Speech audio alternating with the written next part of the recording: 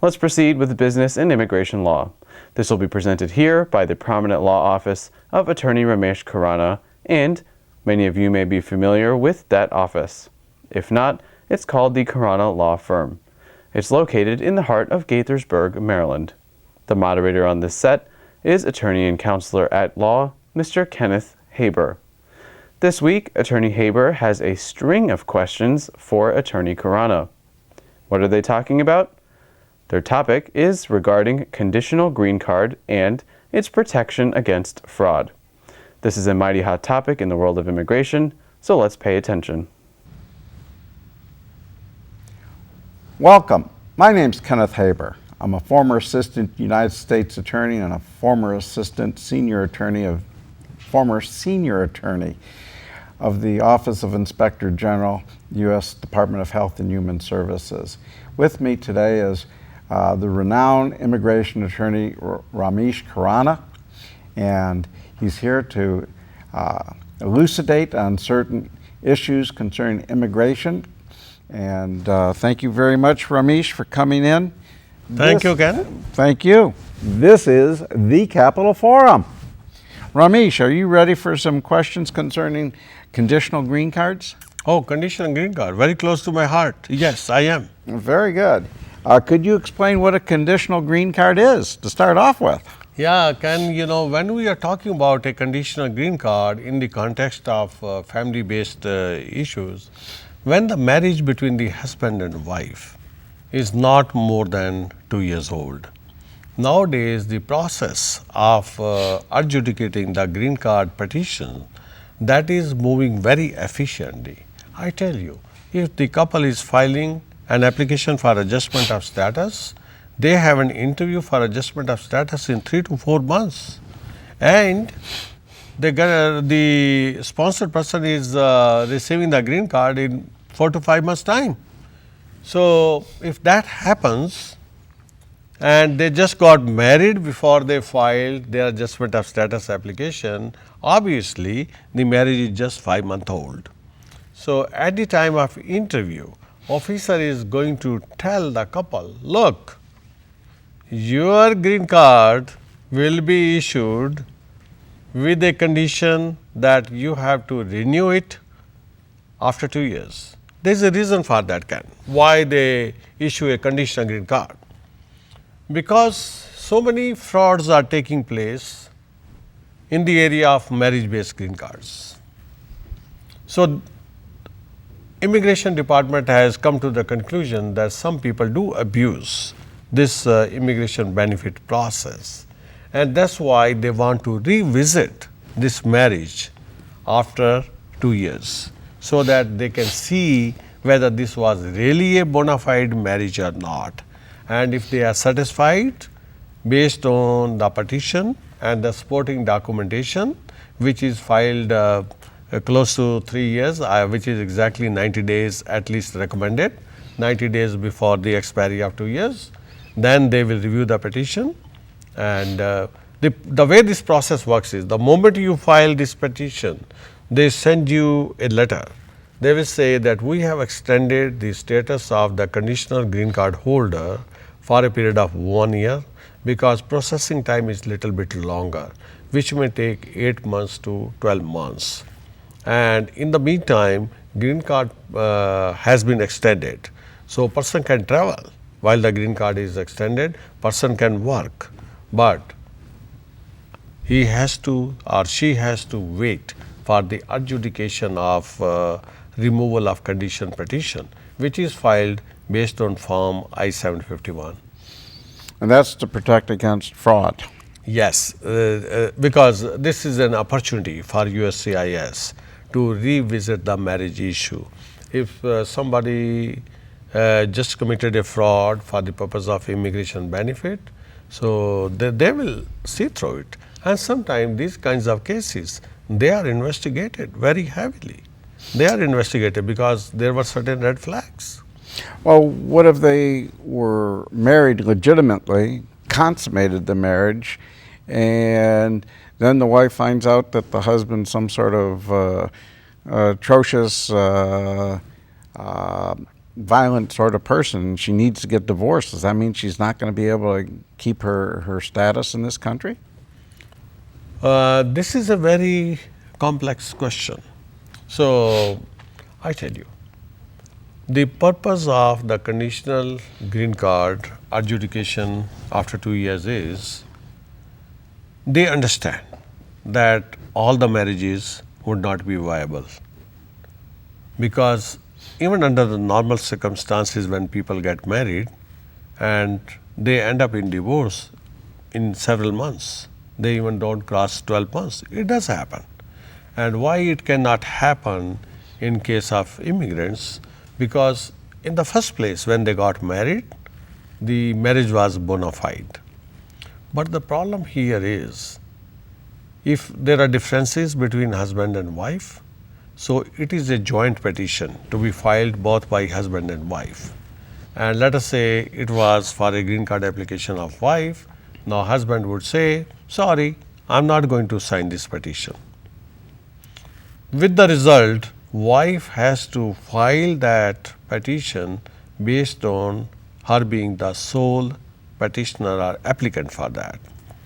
Then she has a very heavy burden to explain. First of all, it was a bona fide marriage, and marriage was not for the purpose of seeking an immigration benefit. Of course, the benefit was involved in the process, but it was not the only purpose. So how you can establish? You can establish in different ways. Like when you got married, you commingled your assets. You had joint accounts, or you bought a new car. It was bought under the joint name. Or now the lady is pregnant, or she has already become the mother of a child. They have joint credit cards, they have joint Costco club membership cards, joint health insurance, or maybe one person is the beneficiary of the life insurance policy. And likewise, I have seen sometime when you get married, you tell the HR person, like who is the person to be contacted in an emergency, and you tell them, it's my spouse, my wife or husband, give the number. And that letter also you can obtain from HR department, which would say that yes, we have this kind of record. So if you can document that it was a bona fide marriage in the first place, then probably it's also a good idea if you can say that if you were to go back to your country, it would cause an extreme hardship because you have lived here for the last several months or so. Now, the most important thing I would like to tell you, in the situation which you explained, like husband has turned violent and there has been an issue of domestic violence, right? Now, if the lady filed a complaint with the police, maybe police is taking care of it, or you filed a petition in the district court in Maryland, whereby you are seeking a protective order. And at that point of time, the lady, now who is not getting support of the husband, may also file the petition for a U visa.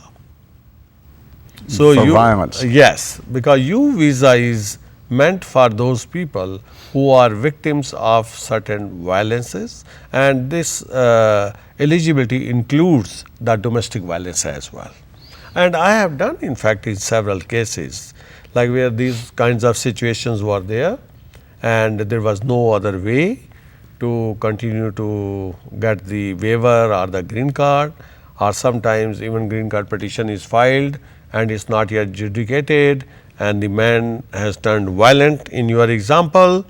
So unless they go for the interview before the USCIS, green card application will not be adjudicated favorably. In that kind of situation, they have gotten married. So based on the marriage and the violence, we file for U visa petition. That's why I said it becomes a very complex situation. In the normal type of cases, Yeah. what type of evidence do you recommend that people bring to get the conditional status removed? Sure. So I briefly touched upon this point, this question in my response to the previous question, but let's focus on answer to this question, which is very important. If you have gotten married when you are married and your green card was issued when marriage was not 2 years old, you are issued a conditional green card, start keeping your bank accounts together, because you are supposed to be commingling your assets together. And if you have health insurance together, keep those records. Especially I have seen some people start gathering this information close to the time when they have to file the removal of condition application. They never set up even a joint account. They are setting up a joint account close to that phase. It's too late, because again it will give an impression that now the joint account has been set up by the couple simply to overcome the issue of removal of condition.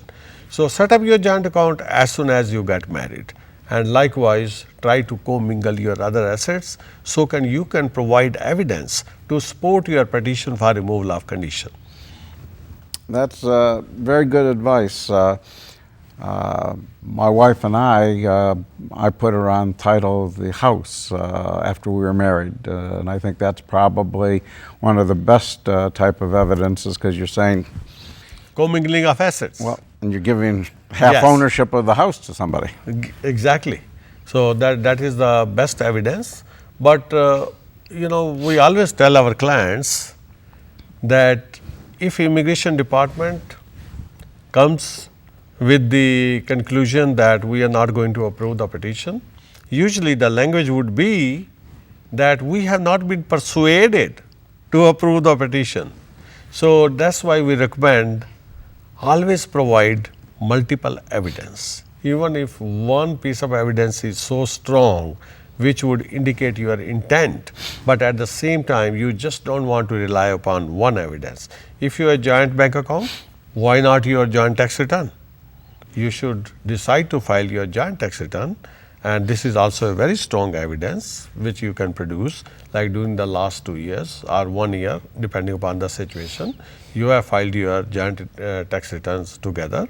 And likewise, if you are buying a car, just own under the joint name, and then you are buying the auto insurance policy under the joint name, and everybody uses telephone. So, why not to have under the same family plan, so that you can show this is the contract I signed 1.5 years back, and both of us are covered under this contract, and you are preparing your estate planning documents, you are creating your will, make your spouse as the beneficiary of the will, which is also a very strong evidence. When you support your application for removal of condition which multiple evidence as we have talked about, I am sure your application will go through. Lately I have seen, if you are not providing evidence to support your application which would have been available closer to the time of marriage, then they are going to send an RFE. They are doubting it. Then we have to work very hard on those cases. What we do, we will say, okay, your relatives, your friends, now they should probably sign some affidavits based on their personal knowledge, because sometimes they are socializing together, our family is living together, it is a kind of joint family system. There is a lease, and if lease is in the joint name, and if lease was in the joint name when they got married closer to that time, show that document. So, burden goes up. Do they give you extra time to submit additional documentation beyond the 2 years if they're not satisfied? Ken, the way it works is, the instructions are that you have to file the petition 90 days before the expiry date of green card. It's recommended, but people do forget sometimes. In one of the cases, I filed that removal of condition application after 9 months, when in fact green card had expired. But the situation in the family was, the mother in the family, mother of the boy and daughter-in-law, they were all living together. Now she was terminally sick, she was suffering from cancer, and the entire attention of the family that got diverted to take care of the mother. and I documented it very well with the medical history and medical documentation about the mother, and showed that how this lady was fully involved in taking care of her mother-in-law, and in the process she forgot, and I submitted certain affidavits. It got approved. Very good. Well, I'd certainly like to thank you again for coming in and sharing your knowledge concerning these issues with our viewing audience.